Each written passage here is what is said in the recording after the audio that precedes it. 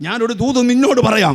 ദൈവം നിന്നെ അയച്ചാൽ, ദൈവം നിന്നെ ശുശ്രൂഷ ഏൽപ്പിച്ചാൽ അത് തടയാൻ ഒരു ശക്തിക്കും കഴിയത്തില്ല.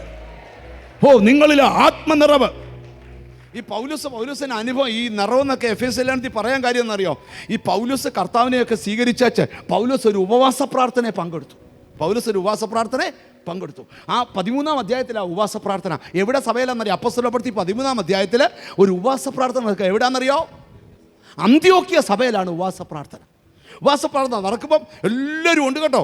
സ്വതന്ത്രം ആമേ. നമ്മുടെ അടുത്ത പോലെ പകുതി പേര് വരികയും പകുതി പേര് എല്ലാവരും ഉപവാസ പ്രാർത്ഥനകളുണ്ട് കേട്ടോ. വായിച്ചോ 13:1. അന്ത്യോക്യയിലെ സഭയിൽ ബർന്നബാസ്, നീഗർ എന്ന പേരുള്ള ശിമോൻ, കുറേനക്കാരനായ ലുക്യോസ്, ഇടപ്രഭുവായ ഹെരോദാവോടുകൂടി മനായൻ, ശൗൽ എന്നീ പ്രവാചകന്മാരും ഉപദേഷ്ടാക്കന്മാരുണ്ടായിരുന്നു.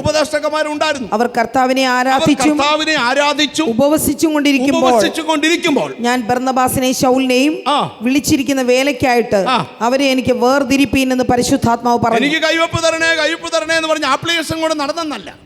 ഉപവസിച്ചുകൊണ്ടിരുന്നപ്പോൾ പരിശുദ്ധാത്മാവ് പറഞ്ഞു, ബർന്നബാസിനെയും ശൗലിനെയും വിളിച്ചിരിക്കുന്ന വേലയ്ക്കായി വേർതിരിക്കുക. നിന്റെ ചില കാര്യം പരിശുദ്ധാത്മാവ് പറയാൻ പോവാ. നിന്റെ ചില നടത്തിപ്പ് ദൈവാത്മാവിനാൽ ഉപവസിക്കുകയും പ്രാർത്ഥിക്കുകയും ചെയ്തുകൊണ്ടിരിക്കുമ്പോൾ പരിശുദ്ധാത്മാവ് പറഞ്ഞു, ബർന്നബാസിനെയും ശൗലിനെയും.